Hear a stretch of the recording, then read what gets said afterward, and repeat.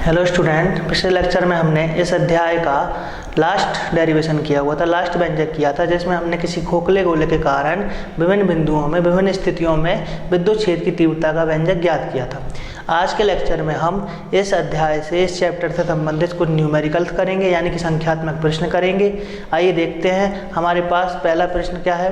पहला प्रश्न है हमारे पास कि एक चालक पर 14.4 गुणा 10 की घात -19 कूलॉम धनावेश है। इस चालक पर कितने इलेक्ट्रॉनों की अधिकता या कमी है। मतलब प्रश्न कह रहा है कि आवेश का मान दिया हुआ है 14.4 गुणा 10 की घात -19 और पूछ रहा है कि इस चालक पर कितने इलेक्ट्रॉनों की कमी या अधिकता है। मतलब इलेक्ट्रॉनों की संख्या पूछ रहा है, इलेक्ट्रॉनों की संख्या ज्ञात करवा रहा है हमसे। अब देखें यहाँ पर ये क्वेश्चन में किस तरीके से पता चलेगा कि इलेक्ट्रॉनों की कमी है या अधिकता है। तो प्रश्न में वो हमें कह रहा है कि एक चालक पर 14.4 गुणा 10 की घात -19 कूलॉम धनावेश है। अब इस चीज़ से हमें पता चलेगा कि हमें कमी निकालना है या अधिकता निकालना है। धनावेश का मतलब ये होता है कि किसी वस्तु ने इलेक्ट्रॉन त्यागे हैं, मतलब कि किसी वस्तु से इलेक्ट्रॉन, किसी चालक से इलेक्ट्रॉन निकले हुए हैं। अगर कोई चालक इलेक्ट्रॉन ग्रहण करेगा तो उस पर ऋणावेश आता है। तो अब जहाँ पर इलेक्ट्रॉन त्यागे हैं तो मतलब कि इलेक्ट्रॉनों की कमी है। तो हमें कमी यहाँ पर निकालना है कि चालक में कितने इलेक्ट्रॉनों की कमी है। आइए देखते हैं। तो सबसे पहले कोई भी न्यूमेरिकल या कोई भी संख्यात्मक प्रश्न हम हल कर रहे हों तो सबसे पहले प्रश्न में जितना डाटा दिया हुआ होता है, प्रश्न में जो दिया हुआ होता है वो हम लिख लेते हैं। तो सबसे पहले हम लिखेंगे दिया है। क्या क्या दिया है जरा देखिए। एक चालक पर 14.4 गुणा 10 की घात -19, मतलब कि आवेश का मान दिया है, मतलब Q का मान दिया है। कितना दिया है? 14.4 गुणा 10 की घात -19 कूलॉम। और धनावेश, इस चालक पर कितने इलेक्ट्रॉनों की अधिकता है। अब हमें ज्ञात क्या करना है, हमें n का मान ज्ञात करना है, मतलब चालक पर कितने इलेक्ट्रॉनों की कमी है। अधिकता हम नहीं बताएंगे, अधिकता कब बताते जब ऋणावेश की बात कर रहा होता, वस्तु ने इलेक्ट्रॉन या चालक ने इलेक्ट्रॉन ग्रहण किए हुए थे, इलेक्ट्रॉन त्यागे हुए हैं, देखें यहाँ पर। और एक मान रहता है हमारे पास E, ये रहता है इलेक्ट्रॉनिक चार्ज या इलेक्ट्रॉनिक आवेश, देख चुके हैं इसको। 1.6 गुणा 10 की घात -19 कूलॉम। तो हम इसी अध्याय में पढ़ चुके हैं। शुरुआत में हमने पढ़ा था आवेशों का क्वांटमीकरण देखा था हमने, जिसमें हमारे पास सूत्र आता था। यहाँ हम लिखेंगे, हम जानते हैं,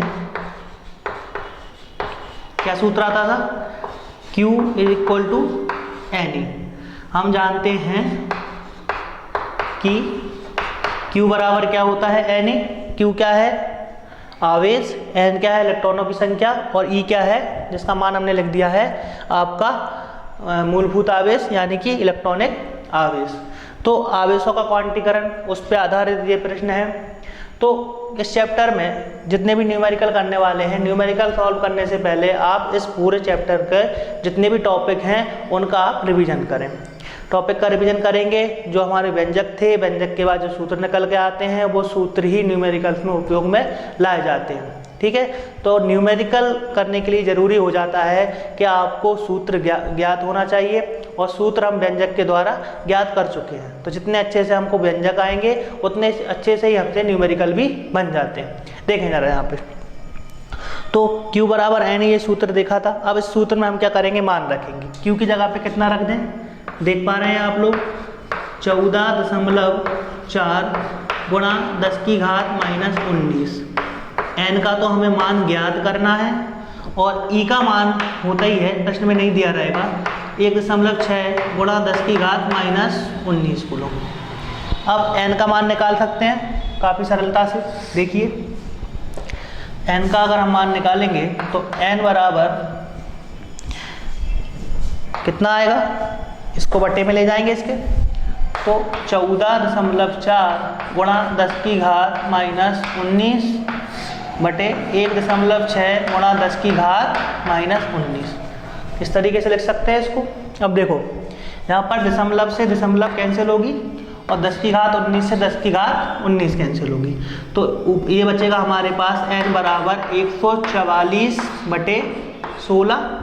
अब 16 का पहाड़ा तो आता ही होगा लगभग, 16 एकम 16, 16 नाम के 144, तो n बराबर कितना आ गया हमारे पास 144, सॉरी प्रिंटिंग मिस्टेक, 9, कितना आ गया 9। यहाँ पर हमने क्या किया, 16 का अगर 144 में भाग देंगे तो हमारा उत्तर कितना निकल कर आता है, 9 निकल कर आता है। तो n का मान जब 9 आ गया तो इसका मतलब ये हुआ कि धनावेश है, मतलब कि इलेक्ट्रॉनों की कमी है। कितने इलेक्ट्रॉनों की कमी है, तो यहाँ पर हम लिखेंगे अतः चालक पर 9 इलेक्ट्रॉनों की कमी है। तो एक साधारण सा ये न्यूमेरिकल था जो हमने किया। कितने इलेक्ट्रॉन की कमी है, 9 इलेक्ट्रॉन की कमी। ठीक है, देख पा रहे हैं, नोट कीजिए इसको। हमारे पास नाभिक 7 नाइट्रोजन 14 पर कूलॉम में आवेश की गणना कीजिए। यहाँ पर ये लिखा हुआ है, मतलब हमें नाइट्रोजन परमाणु या नाइट्रोजन नाभिक दिया हुआ है, जहाँ पर 7 जो है इसका क्या है, परमाणु क्रमांक है, और 14 जो है वो उसका परमाणु भार यानी परमाणु द्रव्यमान है, एटॉमिक मास। तो अब यहाँ पर ये नाभिक दिया हुआ है, इस तरह का क्वेश्चन पेपर में आ सकता है। नाइट्रोजन की जगह पर आपको कोई दूसरा परमाणु भी वो दे सकता है, तो अपन यहाँ पर केवल तरीका सीख रहे हैं। देखिए यहाँ पर, तो सबसे पहले क्वेश्चन में क्या दिया ये देखेंगे हम। सबसे पहले देखेंगे दिया है, तो देखिए आप यहाँ पर हम देखेंगे कि नाइट्रोजन नाभिक में प्रोटॉनों की संख्या, प्रोटॉनों की संख्या बता पाएंगे कि कितनी संख्या होगी प्रोटॉनों की। जैसा कि हम जानते हैं कि किसी भी नाभिक में, किसी भी परमाणु में जितने प्रोटॉन होते हैं वही उसका परमाणु क्रमांक होता है। तो यहाँ पर नाइट्रोजन का परमाणु क्रमांक कितना दिया हुआ है, 7, मतलब कि प्रोटॉनों की संख्या कितनी है, 7। कितनी है, 7 है। और अगर मैं इसी नाभिक में पूछूं कि इलेक्ट्रॉनों की संख्या कितनी है, तो वो भी कितनी होगी, 7, क्योंकि यहाँ पर जो हमारा नाभिक है वो उदासीन है। अगर इस पर कोई आवेश लगा होता तो हम यहाँ पर संख्या भिन्न हो सकती थी, लेकिन अगर कोई परमाणु उदासीन है, उस पर कोई आवेश उपस्थित नहीं है, तो जितनी प्रोटॉनों की संख्या होती है उतनी उसमें इलेक्ट्रॉनों की संख्या होती है। मतलब परमाणु जो होता है वो विद्युत रूपेण उदासीन होता है। ठीक है, यहाँ पर देखें हम, तो प्रोटॉनों की संख्या कितनी आ गई हमारे पास, मतलब कि n का मान आ गया। अतः ये 7 लिखे थे, 7, n का मान आ गया हमारे पास 7। n का मान कितना आ गया, 7। अब ज्ञात क्या करना है, हमें ज्ञात करना है कूलॉम, मतलब कि कूलॉम में आवेश ज्ञात करना है, आवेश ज्ञात करना है। अब जैसा कि हम जानते हैं आवेश के क्वांटमीकरण से हम लिखेंगे, हम जानते हैं कि अभी देखा था Q बराबर NE, Q आवेश है जो हमें इस प्रश्न में ज्ञात करना है, N इलेक्ट्रॉनों की या प्रोटॉनों की संख्या है, मतलब आवेश की संख्या है, सॉरी जो आवेश है इलेक्ट्रॉन या प्रोटॉन कारण उसकी संख्या है, जहाँ पर n बराबर कितना है, 7। तो आवेश का मान तो ज्ञात करना है, जहाँ पर कणों की संख्या है, तो कण कौन से लिए हमने, प्रोटॉन, तो यहाँ पर लिखेंगे हम 7, और E का मान सभी को ज्ञात है 1.6 गुणा 10 की घात -19 कूलॉम। तो जैसा कि हम देख पा रहे हैं, देखिए आप लोग जरा, इसका हम करेंगे गुणा। इसका हम जब गुणा करेंगे तो देखें जरा हमारे पास क्या आएगा, Q बराबर 7 का अगर 6 में करते हैं तो 7 6 42 की 2 आएगी, बच्चे कितने, 4 है ना। तो 7 का 1 में करेंगे तो 7 एकम 7 और 4 कितने हो जाएंगे, 11। तो उसको लिख पाएंगे हम 11.2 7 में गुणा 10 की घात -19 कूलॉम आ जाएगा, आएगा। तो Q का मान कितना निकल कर आता है हमारे पास, 11.2 गुणा 10 की घात -19 कूलॉम। मतलब कि अगर हम नाइट्रोजन परमाणु पर कूलॉम में आवेश ज्ञात करें तो कितना आवेश होगा, Q बराबर 11.2 गुणा 10 की घात माइनस 19 कूलॉम। इसी प्रकार कोई और नाभिक भी हमको देगा तो हम प्रोटॉनों की संख्या लिखकर उधर n का मान निकाल सकते हैं और n के मान से हम यहाँ पर Q का मान निकाल सकते हैं। ठीक है, इतना नोट कीजिएगा। पास आता है वो है दो प्रोटोनों के मध्य लगने वाले बल की गणना कीजिए यदि उनके बीच की दूरी 4 गुणा 10 की घात माइनस 15 मीटर है। प्रश्न कह रहा है कि हमारे पास दो प्रोटॉन मतलब कि दो धनावेशित कण हैं और उनके बीच की दूरी है 4 गुणा 10 की घात माइनस 15 मीटर। तो उनके बीच लगने वाले बल यानी कि कूलाम बल की हमें गणना करना है। यहाँ पर दो आवेशों की बात कर रहा है और साथ में बात कर रहा है उनके बीच की दूरी की। तो यहाँ पर हम कौन सा सूत्र प्रयुक्त करेंगे, कूलाम बल का सूत्र प्रयुक्त करेंगे। आइए देखते हैं।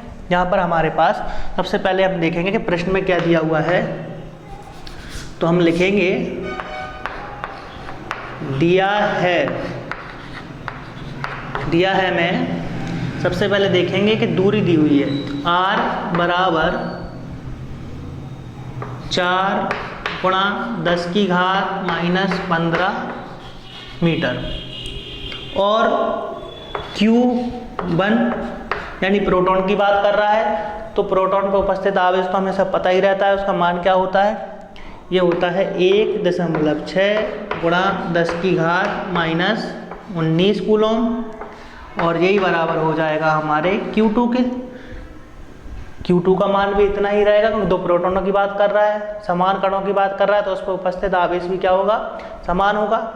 तो देखें अब ज्ञात क्या करना है, हमें बल ज्ञात करना है। तो F बराबर हम ज्ञात करेंगे। हम लिखेंगे हम जानते हैं,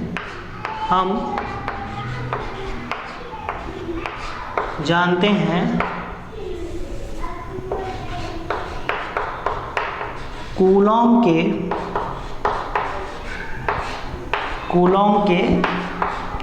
सूत्र से, कूलॉम के सूत्र से हम क्या जानते हैं, देखेंगे F बराबर 1/4 pi epsilon not Q1 Q2 upon R का स्क्वायर, R का वर्ग। ये हमारे पास क्या होता है, कूलॉम के व्युत्क्रम वर्ग के नियम का सूत्र हमारे पास निकल कर आया था जो हमने पढ़ चुके हैं। जैसा कि मैंने कहा कि आपको पूरा लेक्चर पूरा चैप्टर फिर से रिवाइज करना है, ठीक है, जिससे जो न्यूमेरिकल्स होते हैं, न्यूमेरिकल तभी बन पाते हैं जब हमें प्रत्येक टॉपिक के जो सूत्र निकल के आते हैं वो सूत्र हमें पता हो। ठीक है, अब देखें ज़रा। तो F बराबर हमारे पास कितना आया हुआ है, F बराबर आया हुआ है 1/4 pi epsilon not Q1 Q2 बटे R स्क्वायर। अब हम यहाँ पर सारे के सारे मान क्या करेंगे, रखेंगे, तो हमारा उत्तर हमारे पास निकल कर आएगा। देखिए ज़रा, तो F बराबर कितना आएगा, F बराबर आएगा यहाँ पर ये मान लिखा हुआ है 1/4 पाई एप्सिलॉन नॉट। इसका संख्यात्मक मान भी हमें पता होना चाहिए क्योंकि हम पहले देख चुके हैं। तो 1/4 पाई एप्सिलॉन नॉट का संख्यात्मक मान कितना आता है, 9 गुणा 10 की घात 9 आता है। तो यहाँ पर हम लिखेंगे 9 गुणा 10 की घात 9 और साथ में लिखेंगे Q1 का मान 1.6 गुणा 10 की घात माइनस 19 और गुणा 1.6 10 की घात माइनस 19 और बटे में क्या आएगा, दूरी का वर्ग। तो देखें यहाँ पर दूरी कितनी दी हुई है, 4 गुणा 10 की घात माइनस 15। तो 4 गुणा 10 की घात माइनस 15 दूरी का वर्ग है, तो इसका वर्ग हम यहाँ पर करेंगे। तो देखें यहाँ पर F बराबर कितना आ जाएगा हमारे पास, 9 गुणा, यहाँ पर देखें हम संख्या को साथ में लिख लें और घातों को साथ में लिख लें। तो ये लिखें 1.6 गुणा 1.6 गुणा, यहाँ पर -19 और -19 कितना हो जाएगा हमारा, 10 की घात। ये तो सबको पता है कि आधार समान होने पर घातें आपस में जुड़ जाती हैं। तो -38 और -19 और -19 कितना हो जाएगा, -38 और साथ पे आएगा 9, क्योंकि इसकी 10 की घात कितनी है, 9 है। यहाँ पर देखें आप, तो ये कितना हो जाएगा, 16 गुणा 10 की घात माइनस 30। तो इसको लिख सकते हैं हम 9 गुणा 1.6 गुणा 1.6 गुणा 10 की घात 38 प्लस माइनस 38 प्लस 9 कितना हो जाएगा, माइनस का 29 यानी कि 29, और बट्टे में चलेगा हमारा 16 गुणा 10 की घात माइनस 30। जब इस इतने पूरे को हम हल करेंगे, है ना, जरा सा गुणा भाग है, आप लोग कर सकते हैं, तो हमारे पास F का मान आ जाएगा 14.4 न्यूटन। ये हमारे पास F का मान निकल कर आएगा। न्यूटन क्यों? क्योंकि बल यहाँ पर लिख रहे हैं हम, तो ये हमारे पास कूलाम बल का उत्तर निकल के आता है कि दो प्रोटॉनों के मध्य जब दोनों प्रोटॉनों को कितनी दूरी पर हमने अलग किया हुआ है, 4 गुणा 10 की घात माइनस 15 मीटर पे अलग किया हुआ है, तो उनके बीच लगने वाला बल कितना होता है, F बराबर 14.4 न्यूटन। ठीक है, नोट करिए। तो अगला प्रश्न हमारे पास आता है, ये लिखा हुआ है, क्या 1 सेंटीमीटर त्रिज्या के गोले को 1 कूलॉम आवेश दिया जा सकता है। यहाँ पर चालक की बात कर रहा है, गोला मतलब लिख लें आप, यहीं प्रश्न में भी लिख सकते हैं, चालक, गोलीय चालक की बात कर रहा है कि 1 सेंटीमीटर त्रिज्या वाले गोलीय चालक को क्या हम 1 कूलॉम आवेश दे सकते हैं। संख्यात्मक प्रश्न के साथ साथ ये एक प्रकार का तथ्यात्मक प्रश्न भी बन जाता है, तो इस प्रश्न को ज़रा अच्छे से समझना, है ना, इससे आपका कॉन्सेप्ट क्लियर होगा। तो देखें आप ज़रा कि सबसे पहले हम देखेंगे कि प्रश्न में क्या दिया हुआ है। तो प्रश्न में हमारे पास गोले की त्रिज्या दी है और आवेश का मान दिया हुआ है, तो ये हम पहले लिख लेंगे। कोई भी संख्यात्मक प्रश्न करने से पहले ज़रूरी होता है कि प्रश्न में क्या डाटा दिया हुआ है वो हम उसे निकाल कर लिख लें, उसके बाद फिर आगे बढ़ते हैं। तो दिया है में हम क्या लिखेंगे, दिया है में लिखेंगे कि R दिया हुआ है, मतलब त्रिज्या दी हुई है 1 सेंटीमीटर। अब ध्यान रहे कि सेंटीमीटर में अगर त्रिज्या दी है तो इसे हमें मीटर में परिवर्तित करना पड़ेगा। तो 1 मीटर बराबर कितना होता है, 100 सेंटीमीटर। अब सेंटीमीटर को जब मीटर में परिवर्तित करेंगे तो जहाँ पर 100 का भाग देंगे, जब हम 1 में 100 का भाग देंगे तो हमारे पास आएगा 10 की घात, जैसे मान लो हम ऐसा लिखें 1/100, और इसको लिख सकते हैं 1/10 की घात 2, तो जहाँ पर आप मीटर में इसको लिख सकते हैं 10 की घात माइनस 2 मीटर। तो ये गोले की त्रिज्या हुई। ठीक है, यहाँ पर 1 में 100 का भाग देके अगर लिखेंगे तो अब देखें आगे, आवेश दिया हुआ है, आवेश कितना दिया है, Q बराबर 1 दिया हुआ है, 1 कूलॉम। कितना दिया है, 1 कूलॉम। और यहाँ पर हम प्रयोग करेंगे विद्युत क्षेत्र की तीव्रता के सूत्र का। बिंदु आवेश के कारण विद्युत क्षेत्र की तीव्रता का हमने व्यंजक ज्ञात किया हुआ था, तो हमारे पास सूत्र क्या आया था, हम यहाँ पर लिखेंगे, हम जानते हैं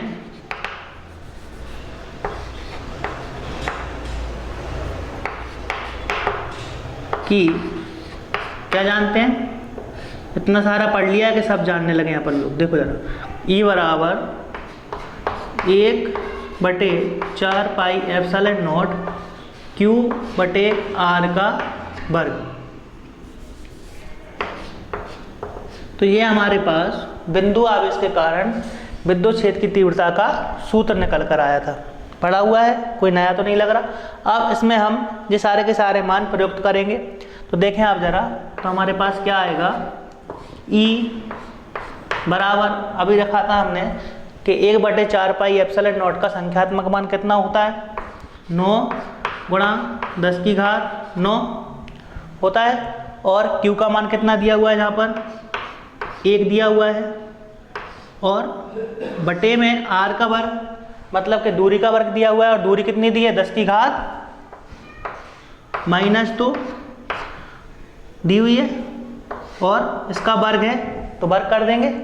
आगे सॉल्व करते हैं, देखिए जरा, जहाँ पर E बराबर क्या आएगा हमारे पास, 9 का 1 में गुणा करेंगे तो ये तो ऐसे ही आ जाएगा, 9 गुणा 10 की घात 9 बटे 10 की घात माइनस 4, 2 का 2 से गुणा होगा तो कितना हो जाएगा, 2 दूनी 4। यहाँ पर देखें, ये 10 की घात -4 को जब ऊपर ले जाएंगे तो कितना आएगा, 9 गुणा 10 की घात 9, और ये हो जाएगा 10 की घात 4। तो ई बराबर कितना लिख सकते हैं हम, इसको लिख सकते हैं 9 गुणा 10 की घात 13, और इसका मात्रक होता है न्यूटन प्रति कूलम। कितना होता है, न्यूटन प्रति कूलम। अब यहाँ पर एक बात ध्यान रखना है अपने को कि जो ई का मान आया हुआ है वो आया है 9 गुणा 10 की घात 13, जो काफ़ी अधिक मान है। देखें, यहाँ पर ध्यान रखना है कि जो गोले पर जो मान होगा 1 सेंटीमीटर त्रिज्या के, वो अधिक से अधिक हो सकता है 3 गुणा 10 की घात 6 न्यूटन पर कूलम के। ठीक है, इसको अपन थ्योरी में इस तरीके से लिख सकते हैं आपको समझने के लिए कि 1 सेंटीमीटर, या ऐसा लिख सकते हैं 3 गुणा 10 की घात 6 न्यूटन पर कूलम के, कूलम से अधिक मान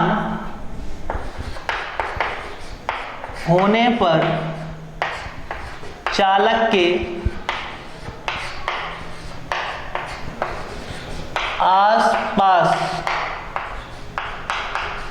आसपास की वायु आयनित हो जाती है। आसपास की वायु क्या हो जाती है, आयनित हो जाती है, जिससे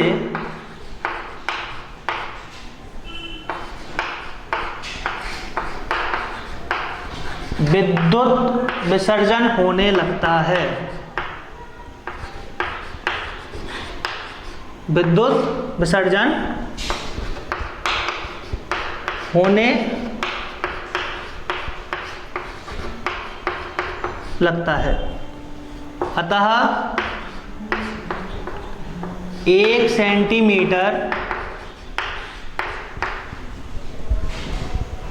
त्रिज्या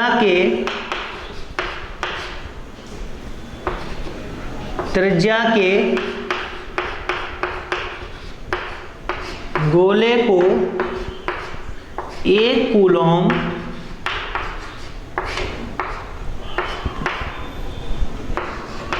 आवेश नहीं दिया जा सकता है।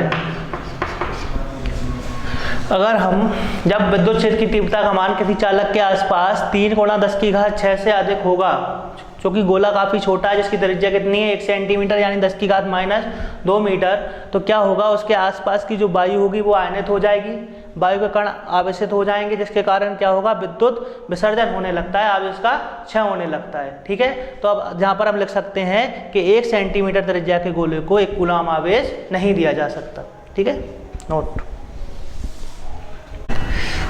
अगला प्रश्न हमारे पास है कि एक 4 माइक्रो कूलम आवेश निर्वात में स्थित है, इससे 2 मीटर दूरी पर विद्युत क्षेत्र की तीव्रता का हमें मान ज्ञात करना है।